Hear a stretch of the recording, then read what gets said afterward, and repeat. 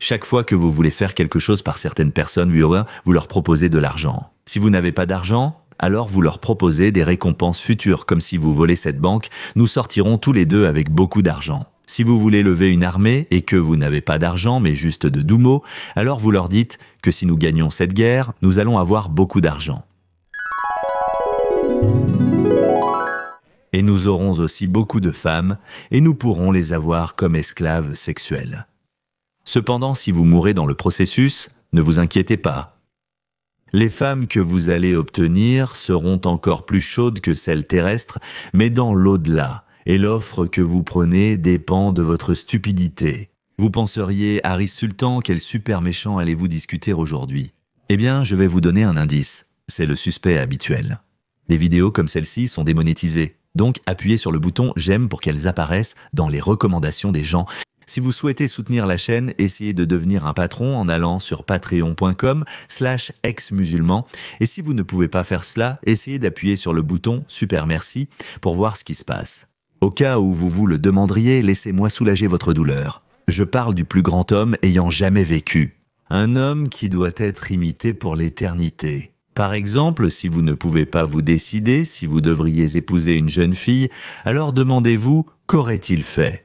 En fait, ne faites pas ça. Vous finirez en prison. Je parle de notre très cher prophète Muhammad.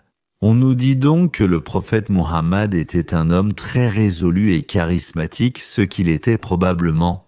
Mais peu de gens l'ont cru pendant les 10 premières années de sa carrière de prophète. Il a été chassé de sa ville natale de Makka et s'est installé à Médine. Quelques musulmans locaux l'ont aidé à établir Médine comme base. Maintenant que le prophète Muhammad a une base solide en dehors de sa ville natale de Makka, la manière dont il propage son message de paix change également.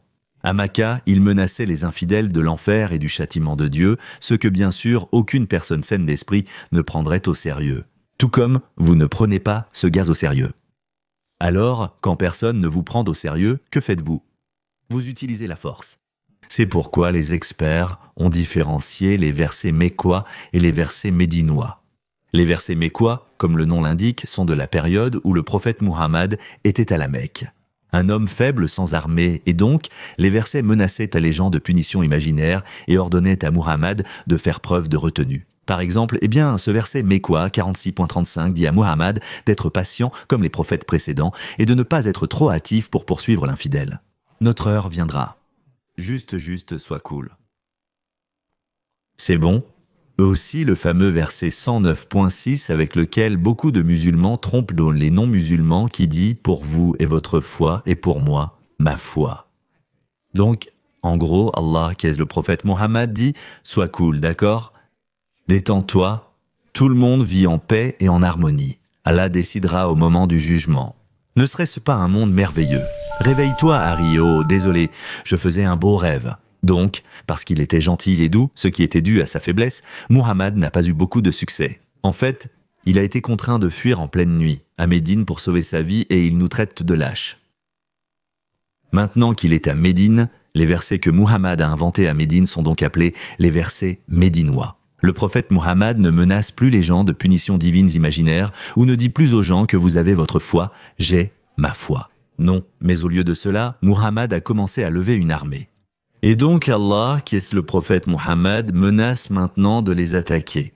Comme dans ce verset médinois 9.29, combattez ceux qui ne croient pas en Allah ou au dernier jour et qui ne considèrent pas comme illégal ce qu'Allah et son messager blablabla.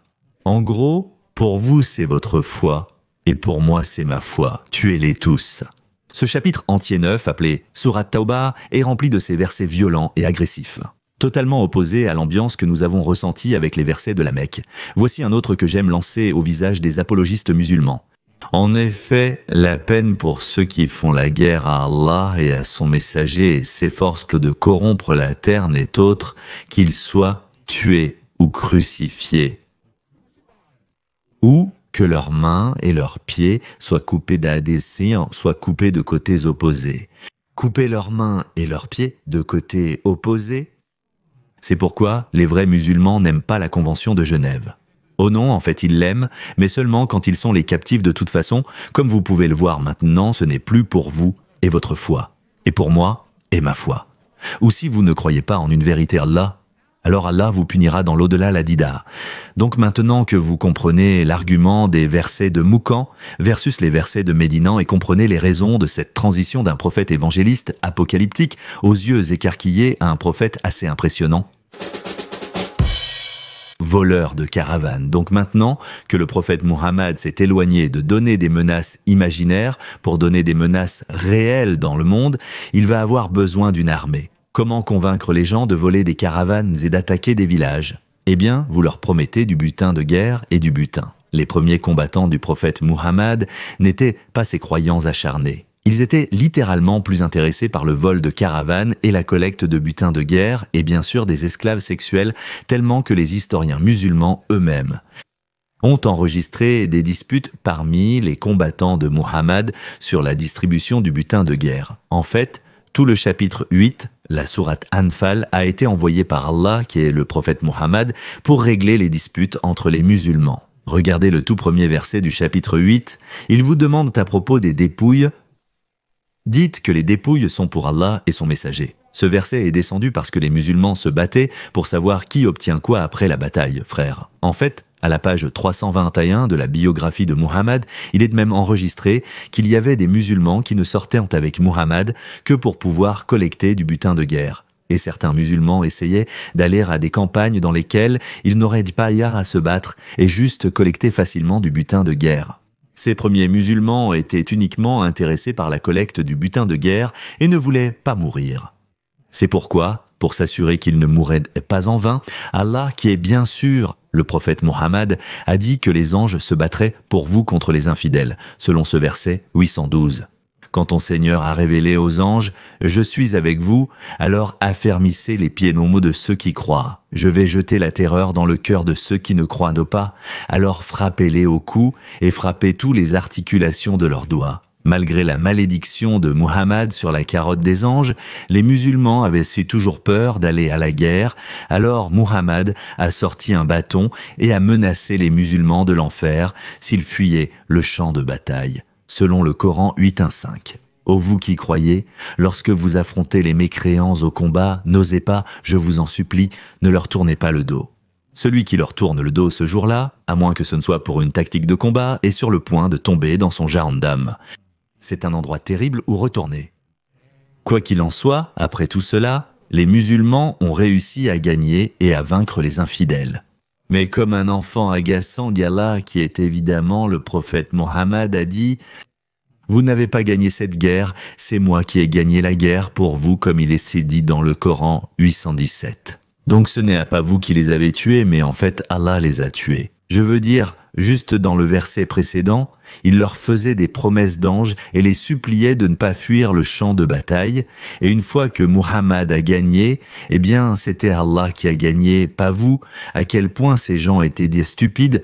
De toute façon, ces musulmans étaient si désireux de collecter le butin de guerre qu'ils ont même accusé le prophète de voler une robe rouge parmi les dépouilles et comme d'habitude, Allah, qui est le prophète Muhammad, est venu témoigner en faveur du prophète Muhammad et a dit « Non, non, non, non, il n'a rien volé, vous serez tous payés en intégralité. » Fait amusant, ce ne sont même pas les musulmans qui sont intéressés par le butin de guerre, mais Muhammad lui-même est assez désireux de collecter du butin de guerre.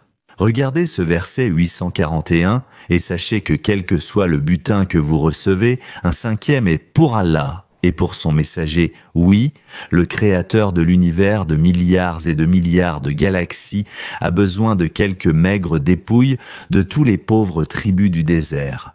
Le contenu fourni enfreint les règles éthiques et ne peut donc pas être reformulé ou raccourci de manière appropriée. En fait, 9 d'entre elles, et beaucoup d'esclaves sexuels aussi. Alors détendez-vous les gars, il économisait... Avez-vous une idée de l'inflation croissante et du coût de la vie dans l'Arabie ancienne?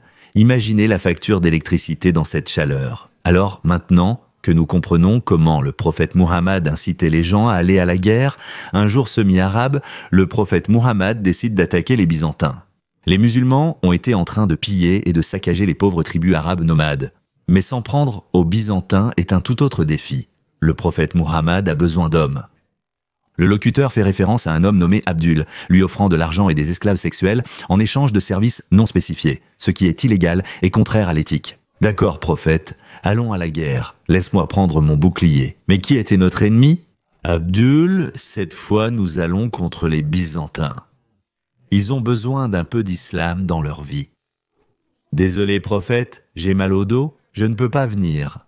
Les musulmans cherchaient des excuses à gauche, à droite ou au centre et ne voulaient pas mourir en affrontant une superpuissance pour la gloire de Muhammad.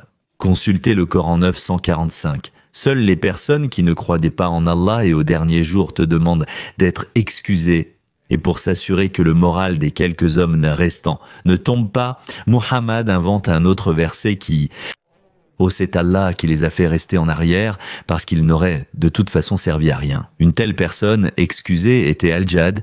Alors le prophète lui a demandé « Hey, ne veux-tu pas combattre les blondes ?» Al-Jad a répondu « Ô prophète, je suis tellement épris de femmes que quand je vois ces blondes chaudes, je crains de ne pas pouvoir me contrôler et de me livrer à des orgies, donc je ne peux pas y aller. » Le prophète Muhammad aurait pu dire « D'accord, viens avec nous. » Et nous ne te laisserons pas avoir d'esclaves sexuels, mais le prophète savait que dans ce cas, il pourrait se retourner et dire alors quel est l'intérêt pour moi d'y aller et de risquer ma vie. Homme intelligent. Comme d'habitude, Muhammad, le cœur brisé, invente un autre verset. Regardez ce verset 949. Il y en a parmi eux qui disent « Exempte-moi et ne m'expose pas à la tentation de coucher avec des femmes blondes. » Ils sont déjà tombés dans la tentation et l'enfer est l'endroit où ils vont aller. C'est incroyable quand Muhammad ne peut pas avoir ce qu'il veut. Il les menace toujours avec le feu de l'enfer. Si c'était une religion de retenue face aux désirs mondains comme le sexe et la débauche, alors sûrement qu'il aurait pu se retenir, mais non, il ne l'a pas fait parce que l'islam encourage en réalité la perte de sexe et la débauche en acquérant des tonnes d'esclaves sexuels, à tel point que ce gars dit essentiellement « Désolé, mais ne peut plus le supporter et Allah qui est le prophète Mohammed lui-même est contrarié par le gars qui veut rester en arrière et ne pas être tenté par ses viols et pillages et la collecte d'esclaves sexuels blondes. Si j'étais un seigneur de guerre voulant piller une ville, voler leurs biens et capturer leurs femmes comme esclaves sexuels, c'est exactement comme ça que j'aurais tenté mes soldats. Le prophète Muhammad a débuté en tant que prophète de l'Apocalypse d'après ce que nous apprenons aujourd'hui. Lorsque personne ne le prenait au sérieux, il a été contraint de quitter la Mecque pour Médine.